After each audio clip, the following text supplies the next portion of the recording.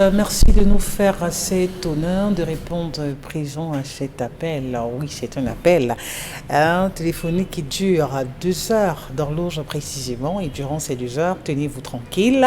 Vous serez servi et parlant de plats, vous aurez de très bons plats. C'est vrai qu'on a eu un week-end un peu très coloré, on va dire avec des couleurs un peu plus sombres, avec ce décès de Modeste Mbambi, l'ancien international camerounais, qui est donc décédé le week-end, âgé simplement de 40 ans. L'image fait le tour sur la toile, pluie de réactions venant de toutes parts. C'est pas simplement le monde du football qui le pleure, c'est le Cameroun entier qui le pleure, c'est le monde tout entier qui le pleure parce qu'il a également joué bien au-delà de ses frontières, lui qui a défendu, qui a continué de défendre le vert, le rouge et le jaune, qui a fait les beaux jours aussi de ces tanières des Lions indomptables. On se souvient avec les Sydney aussi, c'était hyper bien. Voilà. On va remercier tous ceux qui sont sur le plateau, ils sont là, donc ne vous inquiétez pas, tout le monde a répondu présent, on comprend que le week-end s'est plutôt bien passé. Dans tous les cas, tout le monde affiche une fière allure sur le plateau. De l'autre côté de la technique également, on fait savoir qu'ils sont au complet, on dit bonjour à Warren The 2 et on lui dit joyeux anniversaire. C'est notre réalisateur, il a un an de plus aujourd'hui, donc on peut se permettre de le lui dire. Ainsi dit, on peut passer à présent à l'histoire de ce matin avec le concours Dominique Audrey Oyengele qui, on l'espère, nous permettra d'entrer dans cette semaine de la plus belle des manières. L'histoire, elle sera suffisamment digeste, je l'espère. Bonjour. Oui, déjà. Rassurez-vous, c'est pas un film d'horreur, c'est pas un truc de sorcellerie, encore moins. C'est un papa qui nous écrit, il dit « Bonjour ma fille, je suis papa André. J'ai 75 ans, je suis un ancien fonctionnaire. » Il a 75 ans? Oui. J'ai 4 filles et un garçon. Mon garçon, mon aîné, il vit dans la ville de Yaoundé où il travaille. Mes filles également ont des activités qui leur permettent d'avoir également de l'argent. J'ai construit au village. Ma fille, je viens poser mon problème aujourd'hui parce que je suis inquiet et je ne sais pas quoi faire. J'ai besoin de votre aide. Mes 4 filles sont allées en mariage et ont chacune des enfants. Et malheureusement, les mariages n'ont pas marché comme tout parent espère pour ses filles. Et elles ont dû revenir à la maison. Lorsqu'elles sont revenues de leur mariage, je leur ai montré des endroits où chacune d'elles pouvait construire une maison. Et aujourd'hui, chacune de mes 4 filles a une maison où elle vit avec ses enfants.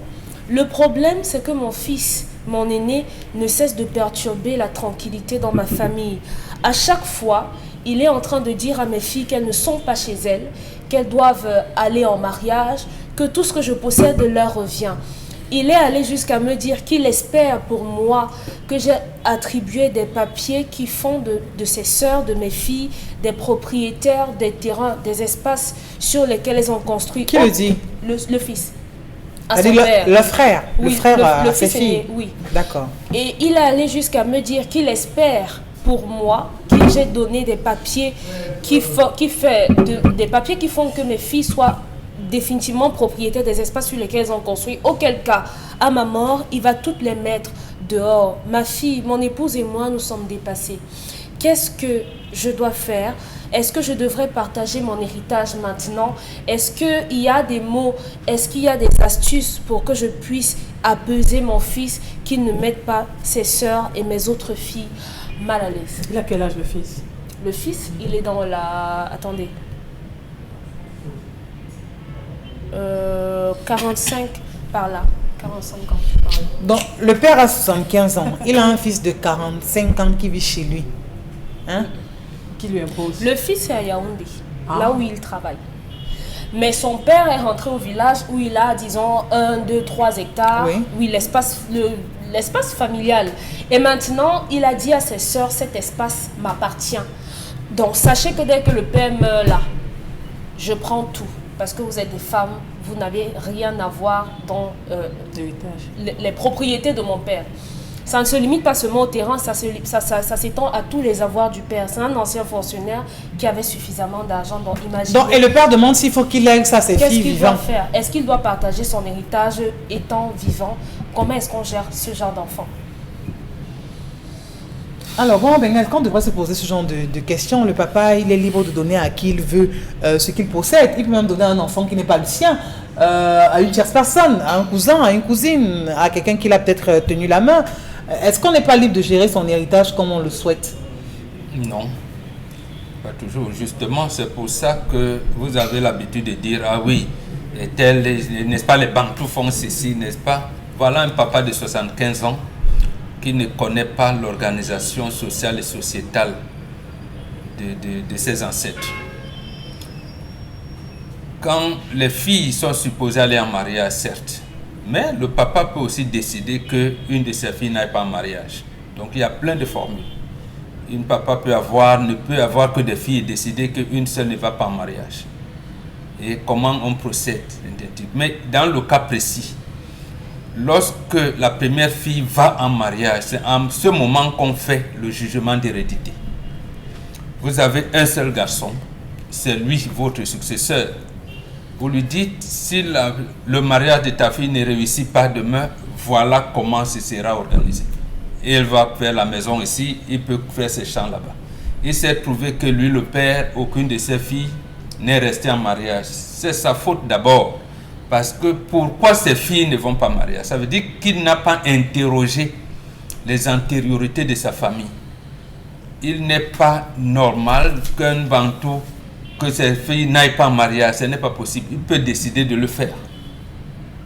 Ou alors, lorsque le mariage est dissous, il sait d'avance que le mariage ne donnera pas. Mais comme la fille a tenu à aller en mariage, bon, il l'a laissé en disant, tu verras toi-même. Mais pour le cas où c'est un problème collectif, ça veut dire qu'il y a un imaginaire dans la famille, un karma familial que papa ne veut pas résoudre, ou alors n'a pas pu résoudre, ou alors ne sait pas quel résoudre. est donc le rapport avec ses avoirs et le fils qui vient, qui se mêle et qui estime le rapport, mais c'est le père, le fils est successeur de qui?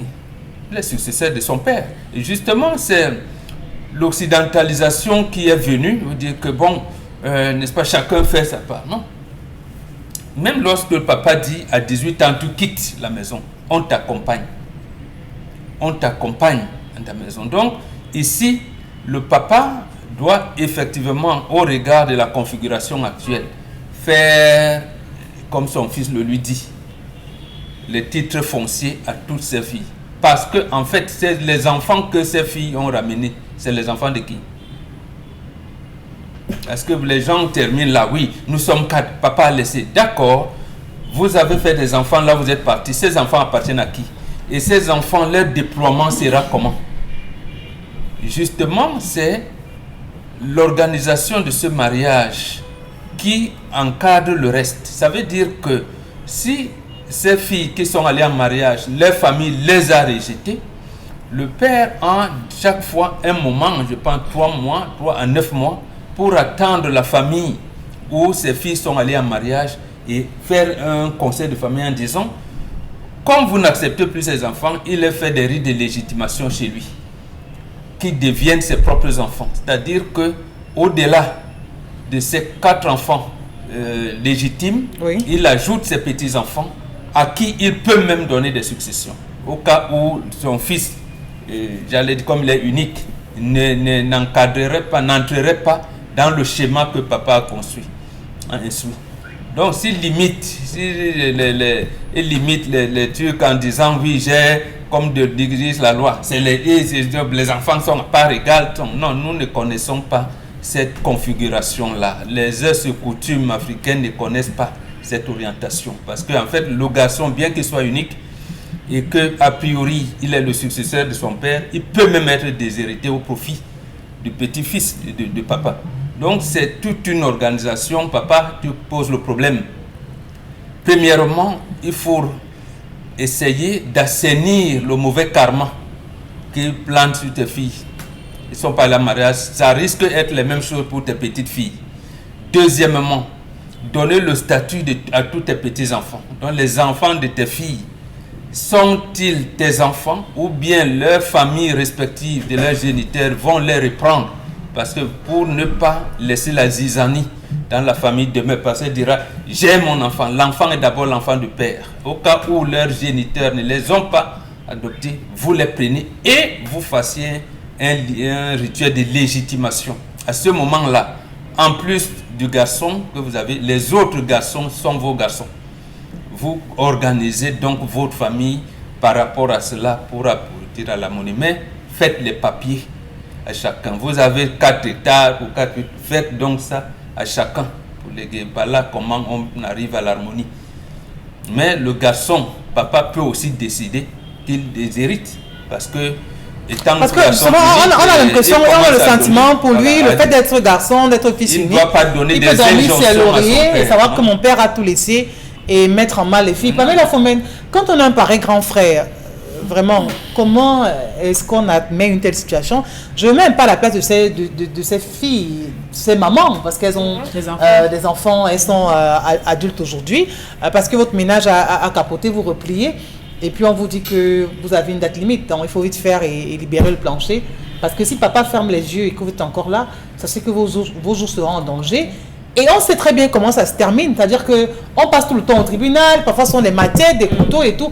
Et vous êtes même souvent surpris, étonné de savoir que ce sont les enfants d'un même ventre. Même père, même mère. Non. Je pense qu'ici, l'homme, le fils, est en train d'aller un peu fort avec ses sœurs. Vraiment. Et c'est même pour moi, je pense que c'est pour éveiller le père, parce que jusqu'ici, le père doit se poser des très bonnes questions. Si je suis encore vivant, les choses se passent comme ça veut dire que si je décède aujourd'hui, ça serait trop grave pour mes enfants. Le père ne peut pas être vivant, vous mettez déjà à discuter de ses biens.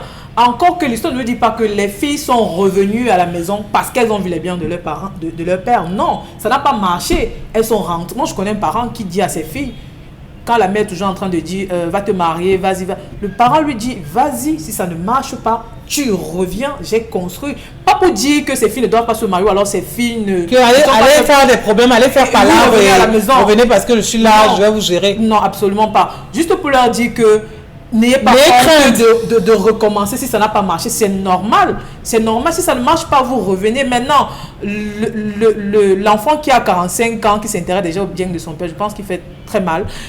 Qu'il se concentre sur ce qu'il fait. Oui. Maintenant, ses propres biens à lui, il fera de ça ce qu'il veut, s'il veut donner à ses enfants, qu'il donne, s'il veut donner à ses soeurs, qu'il donne. Moi, je connais une maman qui va vous dire que je préfère donner mon héritage à mes filles que de donner à mes garçons, parce que si ma fille décède, cette demain va léguer à ses enfants, contrairement à mon fils que s'il décède, il va léguer à sa femme qui ira avec des biens dans sa famille. C'est pas si on se comprend. Non. La mère qui vous dit j'ai des enfants garçons, j'ai des enfants filles. J'ai mon héritage. Je ne donne pas à mon fils parce que si mon fils décède, sa femme viendra prendre et aller dans sa famille avec. Par contre, je donne à ma fille. Si ma fille décède, elle forcément va laisser à ses enfants qui seront mes petits-enfants. Vous voyez donc. C'est sa logique quoi. C'est la logique de cette mère. Chaque parent a sa logique. C'est au père de décider de qui prend son héritage ou bien de comment est-ce que ça va se gérer. Ce n'est pas son fils qui a 45 ans qui va dire à son père que non. Parce que le père aujourd'hui, quand il pose le problème, ça veut dire qu'il est menacé. C'est pas ce qu'il va faire sur son propre héritage qu'il a cherché tout au long de sa vie. Aujourd'hui, c'est pas comment il a fait. Non, qu'il soit responsable, qu'il donne à chacun ce que chacun mérite. Il y a des aînés qui ne sont pas responsables dans les familles. Oui. Il y a des aînés, quand vous regardez vraiment, vous vous demandez que, mais attention, j'aurais dû naître avant lui, peut-être pour prendre des responsabilités. Il y a des aînés qui sont même des femmes qui prennent des responsabilités. Elles sont même des cadets, je veux dire, les derniers aînés, mais qui prennent des responsabilités. Est-ce qu'on dira pas que c'est un aîné qui a été trop choyé? Parce que s'il se permet de le dire, peut-être qu'on lui a toujours donné l'impression que c'est lui qui est garant de tout dans la maison ou alors des biens de la famille. La responsabilité aux parents, c'est pas parce que vous êtes enfant, le seul garçon d'une famille que vous permettez de faire tout et n'importe quoi. Non, vous avez des limites, vous avez des sœurs, même ce que le père donne à chacun de vous doit être respecté, même si vous êtes l'aîné. Parce que ça se fait ressentir quand vous êtes encore petit. On dit que non, c'est mon aîné. Mais quand vous êtes grand, vous êtes mature, vous êtes des parents. Il y a même une manière de s'adresser à son frère aîné. C'est pas comme si vous avez 12 ans que tu vas dire monte, il va monter. Non, vous êtes déjà grand, vous êtes son aîné. Il y a une manière à laquelle vous allez vous adresser à la personne. Même si vous dépassez la personne de 50 ans. Donc vous êtes mature, tu as tes 3 enfants, j'ai mes 4 enfants. Monsieur, tu me parles normalement. Donc le monsieur ne doit même pas être confus sur ses biens, qui donne à chacun ce que chacun mérite. Quitte à ce que l'aîné de 45 ans, que ça ne lui plaise pas, eh bien, qu'il parte faire sa vie et qu'il prenne ses biens, il donne à qui il veut. Mais le père est responsable de ses biens, il donne à qui il veut. Et je pense que ça serait une très bonne décision. À ces filles, qu'est-ce que vous dites? Trouvez vite un autre mari, lancez-vous dans une relation? Non, choisissez la bonne personne. Ne soyez pas pressés. Faites bien le casting. Que votre frère ne vous mette pas la pression afin que vous partez rencontrer n'importe qui et puis ça ne matche pas. Vous revenez encore à la maison. Vous pouvez même rester seul si vous voulez. C'est un choix de vie. Parce qu'il y a des femmes qui vont vous dire je choisis de ne pas me marier, je fais mes enfants. L'autre, on te dit, je me marie, je ne fais pas les enfants. Donc, chacun a sa vision de la vie. Mais ne soyez pas pressés parce que votre frère aîné vous met la pression d'aller vous marier et puis ça ne marche pas, vous revenez. Non, choisissez la bonne personne, prenez du recul. Vous pouvez même quitter de la maison, pourquoi pas. Si vous avez une activité rentable, vous pouvez quitter la maison, aller vivre quelque part. Ça dépend de vous. Maintenant, si vous n'avez pas, restez d'abord au chevet de votre père pour un moment. Après, vous prenez la bonne décision. Mais si vous n'avez pas de bonnes expériences en amour, alors en relation, prenez le temps de bien vous refaire. Ça ne sert à rien de courir et puis de faire marche arrière. Alors, Charles-Amel Batio, je crois que la question aujourd'hui est aussi assez pertinente pour pas mal de personnes qui regardent le programme parce qu'il y a des familles qui ont ce problème, qui ne savent pas comment ils vont gérer telle situation par la suite. Parfois, c'est même pas peut-être le garçon unique. Parfois, on a 4 garçons et le père peut-être ne sait pas comment gérer, ou alors vous voyez des tendances chez les enfants qui ont à dire « Papa, j'espère que j'aurai ça, j'espère que j'aurai ci ». Comment on gère de son vivant ses avoirs pour un parent? Je rappelle que on ne parle pas là d'une famille polygamique. Du tout. Une famille monogamique. Oui. Donc ceux qui ont tendance à croire que les familles polygamiques, c'est la mer à boire, qu'ils comprennent que même dans les familles monogamiques, là encore même, ça brûle même plus que dans les familles polygamiques. Comment sait-il qu'il est successeur? Parce qu'il a un mauvais père et il a une mauvaise mère. Ou alors parce qu'il est fils unique. Non. Dans l'éducation, on lui dit que sache que c'est toi qui vas garder tout ça. Quand tes soeurs seront parties, c'est toi qui vas protéger. Sache qu'on se bat comme ça pour toi. C'est l'éducation. Quand vous préparez votre enfant à être un paresseux, quand vous préparez votre enfant à tout subir, vous attendez à quoi? Le gars, c'est on l'a éduqué. On l'a éduqué dans le sens que c'est lui qui va gérer les biens du père. Raison pour laquelle il parle d'autorité, parce qu'on a commencé à lui conférer cette autorité en déniant tout en fille. Non, mais c'est étrange quand même que ce soit le même père qui vient poser le problème à Dominique Audrey. Il aurait dû dire à Dominique Audrey, j'ai fauté. J'ai mal éduqué, instruit mon enfant. Nous avons mal éduqué notre enfant et nous sommes en train de payer le prix. Ce sont deux. Le garçon n'est que le fruit de l'éducation de ses parents. Je dirais non au père que ce qu'il doit faire dans l'urgence, c'est de chercher notre femme, une jeune fille, de faire un enfant. Garçon. Charles-Amel. Qu'il cherche, je dis bien une femme, qu'il fasse un enfant, jusqu'à avoir un garçon. Il repose les dés sur la table. C'est comme ça qu'on règle sur le bateau. Il repose. Allez donner au petit-fils, on va le tuer. Oui. Allez donner même à quelqu'un, on va le tuer. Donc qu'il fasse un autre petit-fils. Ça va rallonger non seulement sa vie, il pourra atteindre les 85, pourquoi pas 90 ans. Oui. Attendez, Charles-Amel, on peut comprendre. Donc, faire un enfant augmente les jours de vie sur terre. Oui. C'est-à-dire quoi, expliquer? Ah oui. Non, Si ça augmente, pourquoi ne pas faire avec sa femme et aller Non, faire attendez, avec... je veux comprendre d'abord déjà, Pamela Fomène. Quand on fait un enfant à cet âge, ça rayonne le visage. Ça rayonne le visage et même si vous étiez peut-être tendu, ça baisse tout. C'est-à-dire, vous retrouvez votre jeunesse, vos 50 ans. Ça baisse et là, l'aîné va commencer à se rabattre et la santé du papa sera requinquée. C'est comme ça. Refait dans un enfant. Donc vous demandez que le papa de 75 ans. Oui. Il est même jeune. Très jeune, bon. Il refait donc des enfants. Il prend une nouvelle femme. Il fait des enfants. Il obtient des garçons. Et on repose le débat. Et maintenant, en reposant le débat, ce garçon ne sera plus. Était-ce moi? Était-ce eux? On repose le débat, il refait le testament et il organise les choses. Il n'y a rien à faire dans cette... Allez faire les papiers. c'est la même chose. Toujours est-il que vous allez vous rendre compte que dans les familles où il y a beaucoup de biens, quand papa commence à vieillir, quand papa atteint, toutes celles qui sont même mariées commencent à divorcer. Parce qu'elles veulent rentrer, venir discuter les biens de papa. Donc, il réorganise sa vie. C'est à lui de réorganiser. Il ne devrait même pas paniquer. Il réorganise très simplement sa vie. Il fait de nouveaux enfants. Et puis il revient. C'est tout.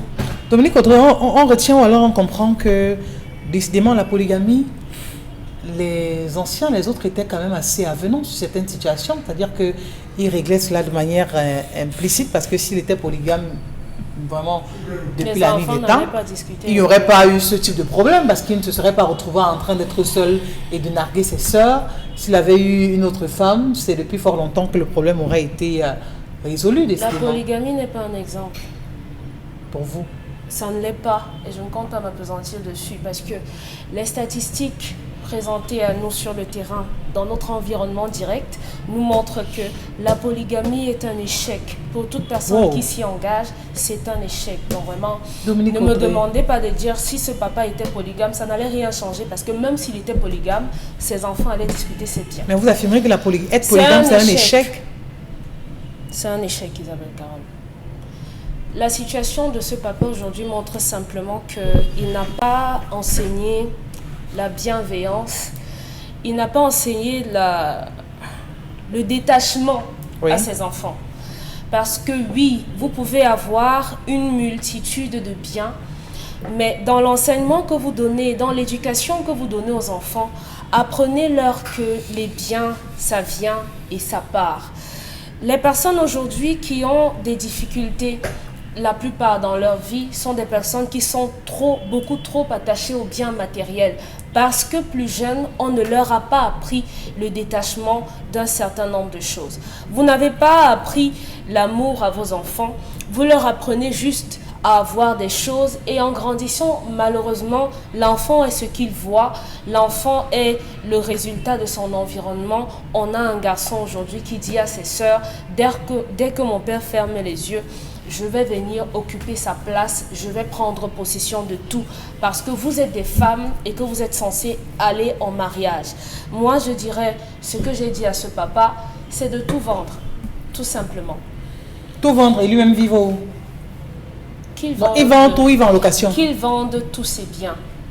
Tout vendre ne signifie pas qu'il ne va pas avoir de maison. Il peut laisser une maison qui sera à la maison familiale du village, mais qu'il se sépare de tous ses biens.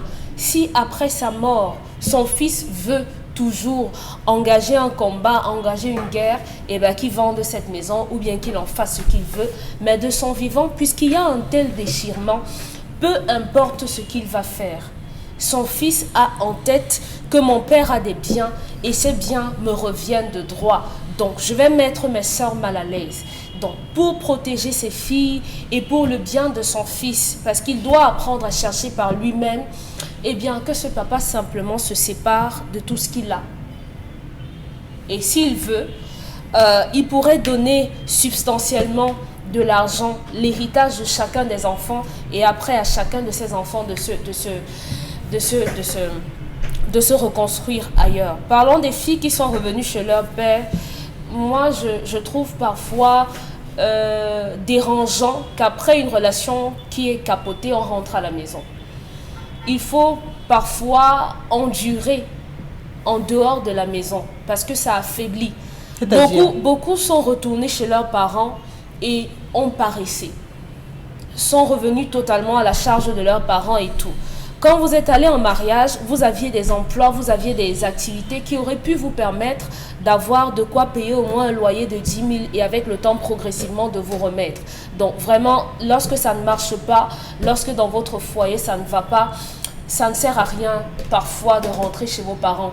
Mieux vous chercher un espace pour vous retrouver parce que dans cette même maison de vos parents, si ce n'est pas votre frère qui va vous dire que vous n'êtes pas à sa place, vous allez vous retrouver à être méprisé par votre cadet parce qu'il va pensez être au même niveau que vous dans la maison, parce que vous également, vous serez en train de discuter les plats à midi que votre mère sera en train de servir. Vous serez en train de discuter le lit avec votre petit frère qui sera en train de pisser au-dessus de vous. Donc oui, parfois c'est dur, ça ne marche pas dans les relations et il faut continuer dans l'endurance en mettant également votre santé, votre corps à rude épreuve et vous allez pouvoir repartir. Donc papa, simplement, vendez ses biens et vos enfants n'auront plus de quoi se Je pense que les femmes les femmes dont le mariage termine, elles rentrent dans la maison familiale. Oui. Je pense que c'est pour un élan. éviter, oui, d'abord pour un élan et pour éviter les préjugés. Parce qu'il y a des hommes que quand vous rencontrez, vous leur dites que vous êtes seul ou alors vous vivez seul. Ça vous donne déjà une autre connotation. Il a l'impression que vous êtes vulgaire, que vous êtes une fille qui n'est pas sérieuse, une fille qui est trop exposée, qui peut faire tout et n'importe quoi. Parfois, je me mets peut-être à la position de Autant quand vous dites que je suis en famille, je suis avec mes parents. Voilà, il comprend qu'il y a quand même quelques restrictions, il y a des choses que tu ne peux plus faire parce que tu vis avec tes parents, contrairement à celle qui vit seule, qui va sortir à 6h et revenir le lendemain. Je pense que c'est parfois cette logique que les filles essayent de mettre en place. Et qui pour vous sont bonnes ou pas? Pour moi, hein, je réitère, tu vas d'abord Parce que chez pour tes parents. Dominique Audrey, c'est un peu les pincements, les grincements qu'on pourrait avoir. C'est-à-dire qu'on va tolérer que tu dormes un soir, 2 soirs, mais le 3e jour, on va te dire, mais Pamela, c'est pas... Vraiment, recule-toi là-bas, ou c'est pas pourquoi tu as mis ça ici. Ou alors on fait à manger, c'est pas ce que tu veux, tu voulais autre chose. Les trucs un peu de ce genre. Oui, j'ai toujours dit que la maison familiale est gratuite. Mais pour vivre, il faut avoir un mental d'acier. On ne va jamais te demander, Isabelle Carotte, paye la maison. Vous êtes parti d'où pour aller en mariage? De la maison familiale. C'est gratuit. Même l'eau, c'est facultatif. L'ambiance qui règne. Vous êtes né là, vous avez... Il y a un certain âge. Mais une fois qu'on part et qu'on revient, est-ce que c'est encore la même chose, mon Bengal? Quand on sort et qu'on revient, c'est la même chose encore? C'est un construit mental. La vie africaine est communautariste, elle n'est pas individualiste. Lorsque vous avez raté un mariage, vous rentrez chez vous. Rentrez chez ses parents, celui-ci semble avoir de l'espace et les lieux d'habitation. Justement pour réfléchir et répartir. C'est à ce moment. Maintenant, même si vous êtes seul, admettons que vous soyez même seul, vous êtes indépendant financièrement. Quel est le statut des enfants que vous avez accouchés? Qui leur donne le statut? Vous voyez, donc il y a beaucoup de choses qui interviennent toujours, qui vous montrent que personne ne peut évoluer seul. C'est pour ça qu'on dit aucune personne ne voit sa nuque. Donc le parent, jusqu'à sa mort, il porte les enfants, il les encadre. C'est pour cette raison qu'on dit également dans la théorie de la complexité que quand la biche vieillit, elle suce les enfants. Ça veut dire qu'un enfant, un garçon comme celui-ci, sa femme ne sera jamais proche de sa belle famille. Et que feront les filles à ce moment-là? Ils vont abandonner les parents. Donc il y a beaucoup de choses qui intègrent, qui fait que chez nous, Africains, on n'a pas... Et j'allais dire une formule martiale en disant quand on n'est pas, on fait. Quand on n'est pas, on fait. Non, il n'existe pas de formation. Il existe une certaine flexibilité. Et si je pense que le jeune homme a donné son avis, papa, donne des titres fonciers à tes filles. Même s'il y en a qui trouveront le mariage, leur terrain leur reviendront de droit. Leur frère le sait déjà. Donc on peut dire que c'est pas totalement contre ses sœurs qui le fait, c'est pour qu'il y ait beaucoup de clarté. Non, c'est contre ses sœurs, mais pour que papa, comme papa, ne doit pas être dans la tombe et chaque fois on ne peut même pas faire les bons funérailles, on ne peut pas. Il met donc ce semblant d'harmonie et il rajoute, c'est une certaine malédiction, hein. Il ajoute le garçon, comme a dit Chalamel, tu épouses, tu fais un garçon. Tu épouses une autre femme, tu fais un garçon. Parce qu'en fait, c'est lui qui a mal éduqué son enfant. Voilà. C'est lui qui a mal éduqué son enfant. Chalamel, c'est la question. Ne vous mettez jamais dans la posture du défaitiste. Parce que ça n'a pas marché, je vends mes biens. Je vends tout. Et si Dieu vous donne 100 ans, et que vous avez tout vendu, et plus les prostates, et plus et consorts, vous faites comment? Strictement interdit chez les Bantous de vendre ces choses. Oh, ça change aujourd'hui. Strictement interdit chez les Ça n'a pas Bantous souvent été ça, Dominique, de vendre le patrimoine familial. 2023 change. Le patrimoine familial. il va abandonner ses petits-fils dehors. Voilà. On s'en fout des enfants. Il va abandonner les petits-fils dehors. Qu'est-ce qui va le succéder? C'est les petits-fils. Ce n'est pas ses fils. Ce sont ses petits-fils. Qu'il enlève tout esprit de commerce. Qu'il cherche une deuxième, troisième femme. Il peut même chercher 2 femmes. Il enceinte. Dès qu'il a le garçon, il convoque une réunion familiale. Il repose les dés sur la table en disant, tu as cru avoir, je vais vous raconter une histoire. C'est un monsieur qui part, ça se passe à Bafoussam. Certains connaîtront cette histoire. Ce monsieur part, il vient pour les obsèques de son père. Oui. Du côté de sa mère, parce que son père avait épousé sa mère, il était le seul garçon. Il arrive aux obsèques, il est en train de danser, on prépare, on demande aux gens, faites sortir pour faire les lamentations. Sa maman fait le classement, elle se retire. Le gars est en train de danser, il sort, il danse, il saute, il est en train de danser avec la queue de cheval. Il danse, sachant que c'est lui qui va être assis. 5 minutes plus tard, sa mère, le père, 2 autres rangées, avaient à l'intérieur 6 garçons. Elle se rapproche et pose, on dit que, hey, il n'était pas seul. Il a fait avec les autres femmes. On attendait finir les lamentations pour tenir informé. La femme a appelé son fils, elle a dit à son fils que le hangar que ton père avait écrit, j'étais là. C'est encore toi qui as les clés, il dit oui, il dit prends la voiture, descends, voilà. Va rester dans le hangar. Parce qu'ici, là, tu as perdu. J'ai dit, tu as perdu. Vous voyez que beaucoup d'hommes donnent l'impression parfois à les enfants que tu es le seul, c'est toi, l'enfant grandit. À la mort de l'homme, il ouvre les yeux, il découvre que, bon Dieu, je suis passé à côté de beaucoup de choses. Les Bantous avaient prévu ça. Parfois, même la famille connaît. Toi, l'enfant, on te laisse dans ton nuage, on te laisse rêver. Tu rêves comme tu peux rêver, tu es surpris à la dernière minute.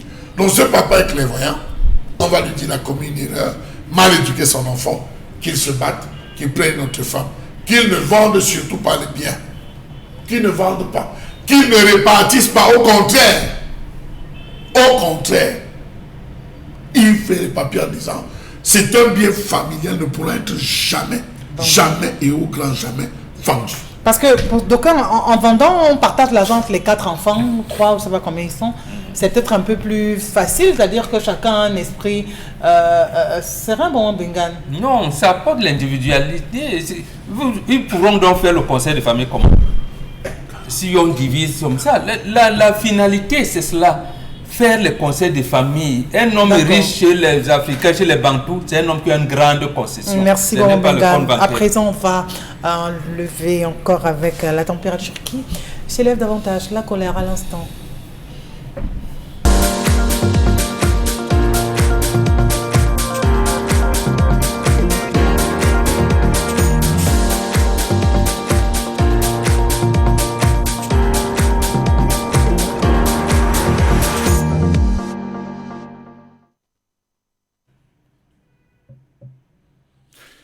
Je m'interroge ce jour sur la question du projet de relance de l'économie camerounaise via le secteur minier dans ce pays.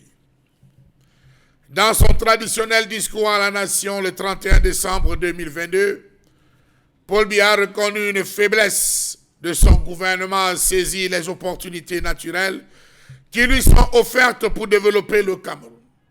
Il a dit, je cite, « En développant la mine solide, nous pourrons assurer les relais des hydrocarbures dont les stocks s'amenuisent et disposer des ressources financières supplémentaires qui pourront être affectées au financement de nos investissements. » Fin de citation. S'il est vrai que notre pays dispose d'un sous-sol riche en ressources minières, le secteur minier hors pétrole ne contribue qu'à hauteur de 1% du produit intérieur brut. Pour mettre en application cette prise de conscience, le président de la République compte sur l'exploitation de 3 gisements de fer, Kribi Lobé, Malam Nabeba, Bipindi Grand Zambé. 3 projets dont la signature des conventions minières et les permis d'exploitation sont déjà octroyés aux entreprises adjudicataires et dont la mise en exploitation est prévue cette année. Pour le premier projet, le président a rappelé qu'il est prévu la construction d'une usine d'enrichissement de fer, d'un pipeline d'environ 20 km et d'une centrale de production d'énergie de 60 MW. Dans le cadre du second projet, notre pays bénéficiera entre autres d'une ligne de chemin de fer de 540 km entre Nabeba au Congo et le port de Kribi, où sera édifié un terminal minéralier. À Bipindi, il est prévu le développement d'un complexe sidérurgique pour la transformation locale du fer, la construction d'un pipeline et de plusieurs infrastructures de base au bénéfice des populations. Très bon projet, sauf que cela nous rappelle les projets de grandes ambitions, que cela nous rappelle le projet de méga-gigastructures qui devraient être construits dans ce pays qui malheureusement a pris plus de temps qu'il n'en fallait. A pris tellement de temps que ce jour, on se retrouve encore surendetté pour pouvoir achever. On a le barrage de Menvelin à lui seul, barrage de Mekit. On a tellement de projets structurants énergétiques qui sont, nous dit-on, toujours en train de voir le jour. Phase 1, phase 2, phase 3 du projet. Question. Comment comprendre les lenteurs dans le respect du nouveau code minier du Cameroun, voté en décembre 2016, si telle est la volonté du chef que nous nous lancions dans ces 3 projets structurants? Comment comprendre l'échec de la lutte contre les exploitations minières illégales qui ont désormais atteint un pic dans ce pays, malgré les interpellations? Lancer un projet comme celui-là, ouvrir les vannes dans un secteur aussi vaste et large que le secteur minier, appelle à une sorte de régulation, appelle à une sorte de mise en ordre. Comment comprendre cette annonce tambour battant, lorsque rien n'a été fait pour combattre la somme d'opacité qui existe dans la gestion du secteur minier et des revenus qui en découlent? Pourquoi envisager de relancer l'économie camerounaise à travers le secteur minier qui présente d'énormes atouts pour la réalisation de cette ambition, alors que les résultats ne devraient pas être perceptibles de sitôt? Oui. Trop de projets, trop de visions, comme le complexe industrialo-portuaire de Kribi, qui est devenu aujourd'hui le père autonome de Kribi. Trop de mutations. Dans tous les cas, on est à la phase 2 du projet. Comment comprendre ce projet de relance d'économie lorsqu'on sait que la loi minière en vigueur au Cameroun n'a prévu que 15% des ressources pour la transformation locale, pas dérisoire réservé à l'industrie locale? Pourquoi dans les projets de loi, on n'a pas pensé réaménager? Si telle était la volonté et la vision du chef de l'État, commencez par réaménager, commencez par gonfler, afin que le discours venant s'incruster dans ces différents projets de loi, on puisse voir, entrevoir une lueur d'espoir. Comment comprendre ce discours ambitieux lorsqu'on sait qu'il n'existe pas de transformation locale véritable? Comment comprendre qu'ils ont oublié d'instaurer une pré-transformation de qui ou qui, de par son existence, suppose la création d'entreprises et conduira à la création d'emplois et donc de richesses? Comment peut-on pousser le chef de l'État à envisager un tel projet lorsqu'on sait que le Cameroun stagne, mieux régresse en termes d'industrialisation? Dans son dernier rapport sur l'industrialisation de l'Afrique en novembre dernier, novembre 2002, la Banque africaine de développement classait le Cameroun au 24e rang, derrière des pays comme la Guinée équatoriale, le Gabon et le Congo. Et pourtant, ce pays se nous demande d'être ces dernières années dans le cadre de projets structurants. Pour quel résultat? Suivez mon regard. Notons que la DOAS, qui se chiffre à 12 000 milliards de francs CFA, n'aura pas eu de réel impact sur le développement du Cameroun. Comment comprendre cet ambitieux projet lorsqu'on en rappelle ces dernières années que plusieurs annonces ont été faites concernant l'une ou l'autre des ressources du sous-sol camerounais sans que la contribution des mines à l'économie n'augmente? Le cas le plus emblématique est un autre gisement de fer, celui de Balam, où des années de retard dans la concrétisation du potentiel du projet ont finalement conduit le gouvernement camerounais à mettre fin à son partenariat avec l'Australien Soudan Resources. Est-ce que la vision est juste? Est-ce que le projet est juste? Toujours est-il que de l'avis des experts, ce n'est pas pour demain que le Cameroun goûtera aux fruits de la croissance via le secteur minier. Un pays comme le nôtre, merci à vous Charles Hamel pour cette colère où on est pratiquement dans tous les domaines, dans tous les secteurs sous perfusion. Est-ce que ce secteur minier ne devrait pas être préservé? Est-ce que tout ne devrait pas être mis en jeu pour dire ce secteur-là au moins devrait être à l'abri de tout ce qu'on peut observer aujourd'hui, de parler de cette relance de cette économie à travers ce secteur? On est quand même conscient de ce que le Cameroun regresse, même en termes d'industrialisation aussi. Vous avez raison. Effectivement, c'est ce qu'il fallait faire. Laisser le sous-sol à l'état où il est et aller peut-être réengager la politique agricole qui a mal tourné dernièrement. Vous avez entendu parler du manioc de deuxième génération, vous avez entendu des programmes banane plantain ou banane ainsi de suite, des programmes patates. Il y a plein de programmes où il était seulement question de mécaniser et d'industrialiser. C'est tout. Le reste, j'ai l'impression, on pourra peut-être me traiter d'oiseau de mauvais augure, mais j'accepterai. Le reste, notamment ce qu'engage le président, ne nous apportera rien. Ça va enrichir quelques-uns de nos compatriotes et c'était tout. Je vais vous prendre 3 exemples. 2003, le chef de l'État signe un accord avec les Américains, avec Geovic SA, pour l'exploitation du cobalt, du nickel et du manganèse à Lomé. À l'époque, l'évaluation disait que le Cameroun est la 2e réserve du monde. On ne sait pas où est parti cette chose.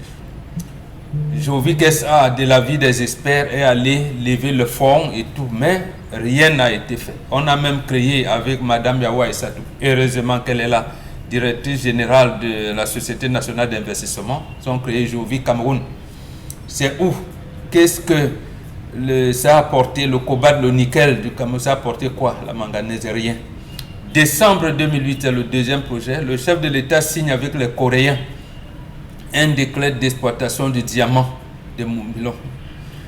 25 ans renouvelables tous les 10 ans jusqu'à épuisement. Qu'est-ce que le diamant de Moumbilon nous a rapporté? De toutes les manières, moi je ne vois pas. Rien. À la même occasion, je pense que c'est Surendance. Ils nous ont traînés devant les tribunaux de Paris. Apparemment, l'avion de leur promoteur s'est écrasé dans la forêt au Congo.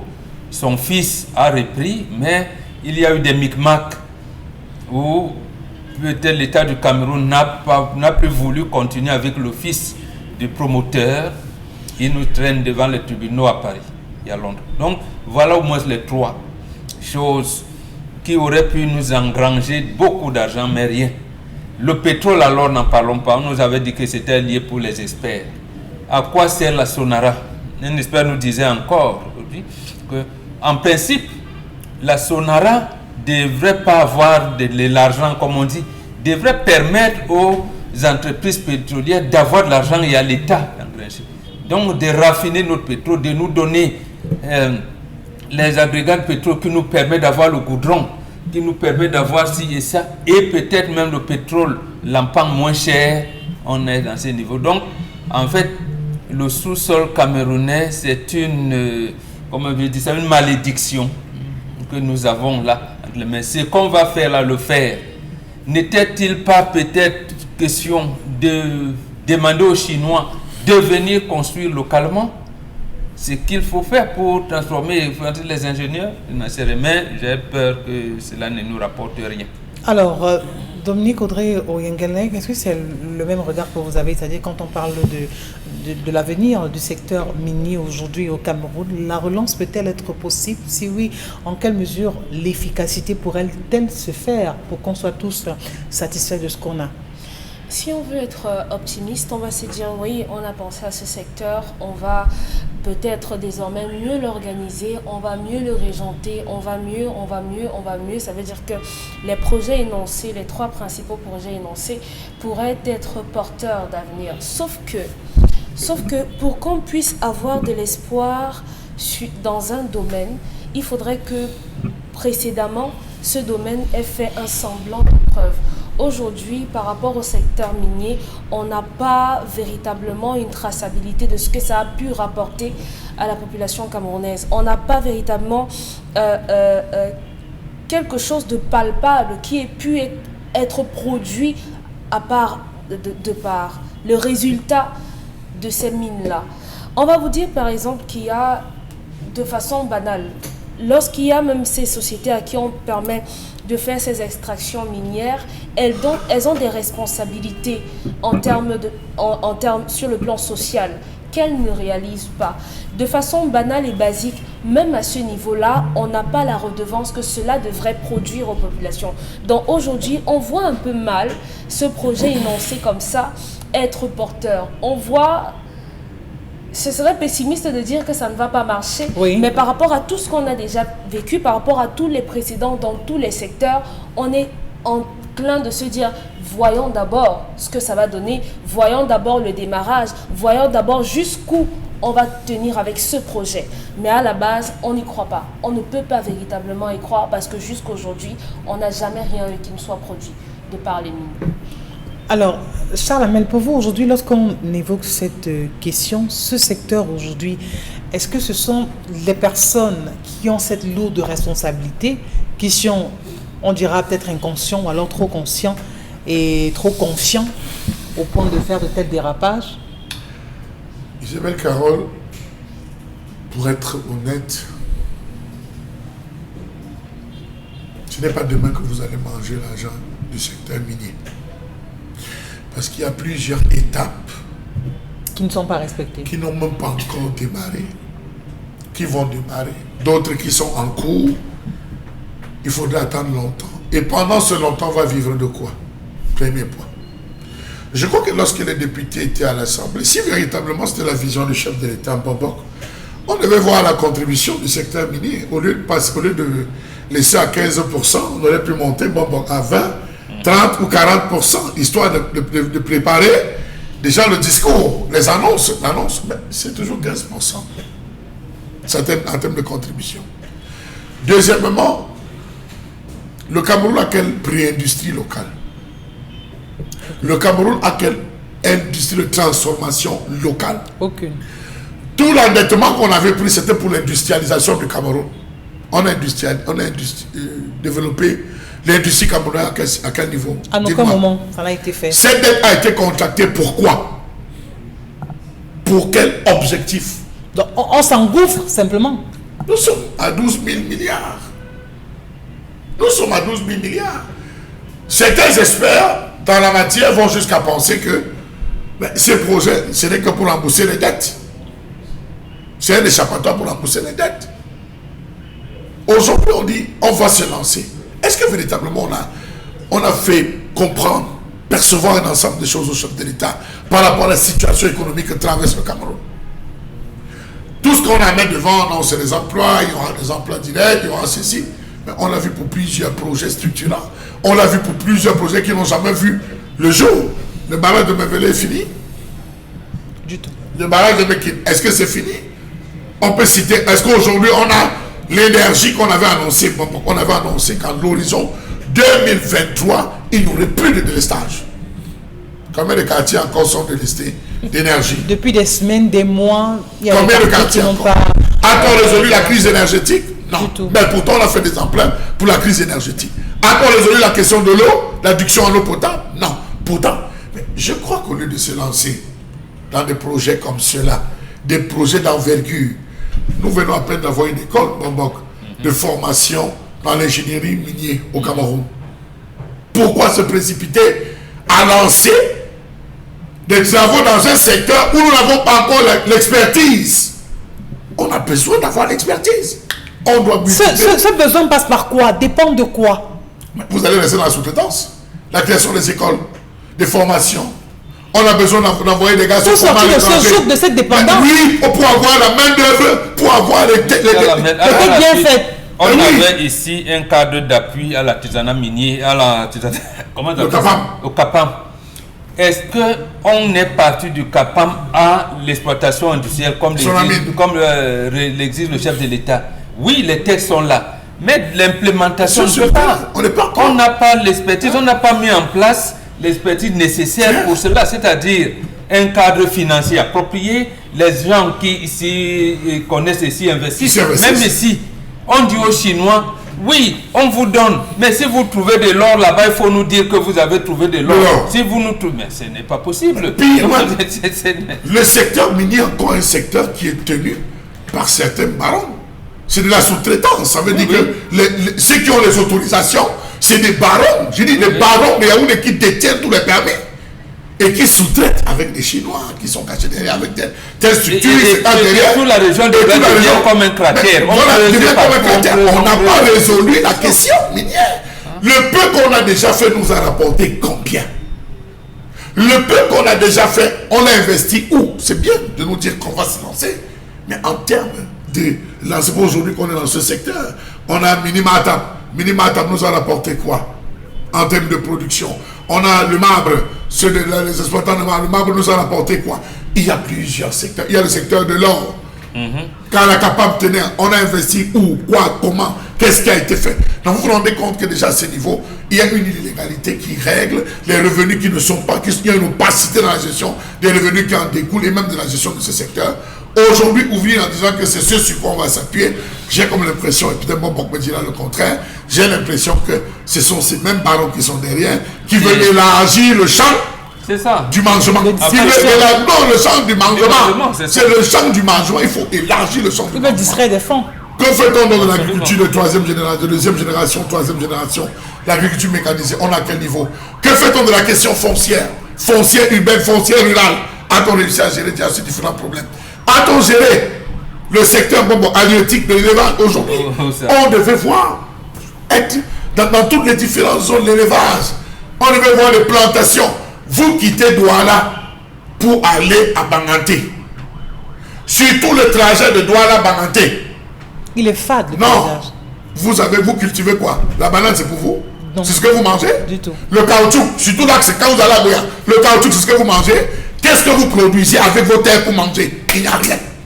Il n'y a rien. Sur tous les axes que vous retrouvez, tout ce qui est produit, ce n'est pas pour vous. On consomme ce qu'on ne produit pas et on produit ce qu'on ne consomme pas. Alors si on avait décidé, le chef de l'État avait dit, ok, le sous-sol, on le laisse. Intéressons-nous au sol. Intéressons-nous au sol. Rétablissons la question foncière. Permettons aux collectivités, à toutes les zones de pouvoir se développer. Mettons des fonds, des garanties nécessaires pour permettre aux paysans de pouvoir déclarer. Je suis sûr que ce pays, les 10 prochaines années, vous aurez mangé le bon riz, vous aurez mangé. Voilà la plaine, quand vous traversez Sanchou, vous avez les larmes aux yeux. La Sembrie, je pense que c'est la Saut de Blé, la plaine de Sanchou. Le riz, il y avait le riz à profusion.